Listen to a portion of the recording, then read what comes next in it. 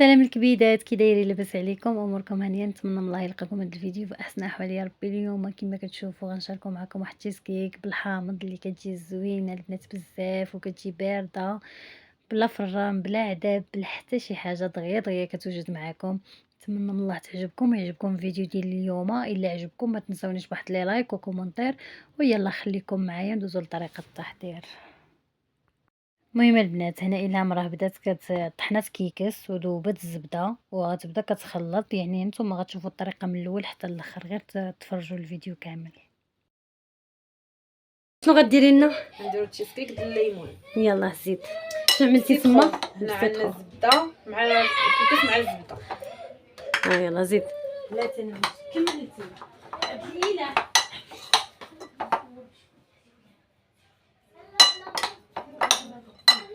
تشوفوا باقي ما شبرش راسو، زيدي الزبده.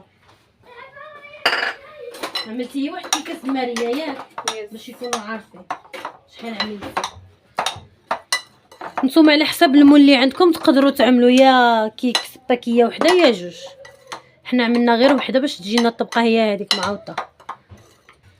ملي تشوفوا كيكس صافي كيتشبر لكم فحال هكا عرفوا راه بركه عليه. صافي يلاه صافي ودير لي فيديو غنشوف كي غدير. دابا غنخويو البنات في المول. دابا خليه غيعيطوا لي صورها. صافي كتدقوها بشي كاس باش كتشد. كنسربوا وانا غنجيب لك الكاس دقي مزيان هكذا. عنده السطح ديالو معاود باش كتدخل الثلاجه. ندخلوها في الثلاجه على ما توجد لنا الكريمه.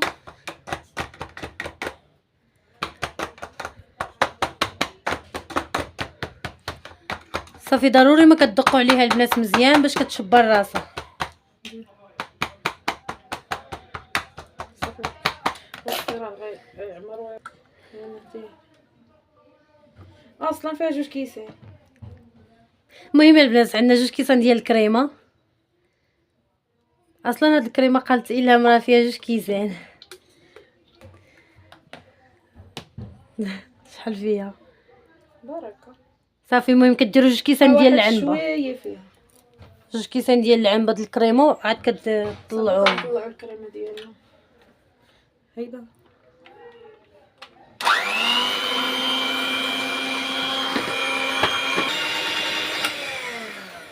صافي دابا نفصلوا على هذا الخليط. كيكون عاقد وما كيهودش، كيكون متماسك مزيان. عاد غنعملوا عليه 4 بيرلي، 4 ديال البيرلي. وديري هكا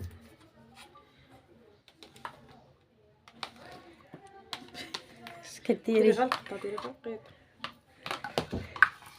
صافي كتخويو 4 ديال البيرلي وعاوده ثاني كتعاودوا تطلعوا بالطره بشويه عاد باش كتزيدوا له الحامض. هذا التشيز ساهل يعني ساهل الكريمات والفرماج، يعني كيجي مزيون وكيجي حتى المذاق ديالو زوين.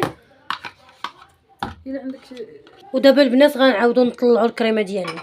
نزيدوا نص كاس د الحامض، غير كاس العنبه النص ديالو الصغير كاع في مره واحده، وهذاك الكاس اخر غنعملوا به الكريمه اللي غنعملوا اخر.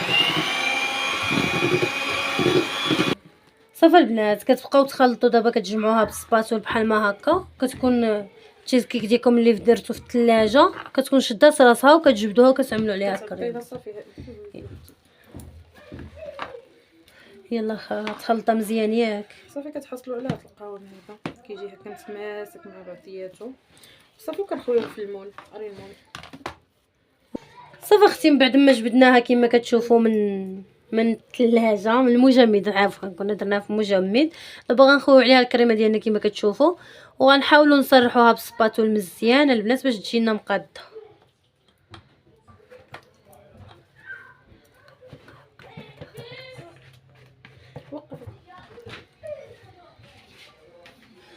ودابا غنسرحوها بالسباتول كما كتشوفوا.